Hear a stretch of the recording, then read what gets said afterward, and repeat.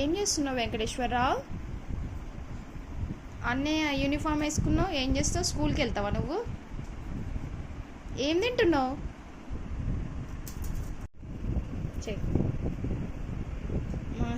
మా చిన్నోడు వెంకటేశ్వరరావు ఎక్సర్సైజ్ చేస్తున్నాడండి.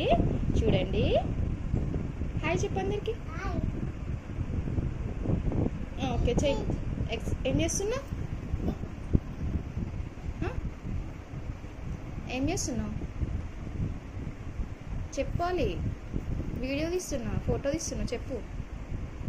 ఏం చేస్తున్నావు వెంకటేశ్వరరావు? చెప్పాలి బంగారం, చెప్పవా?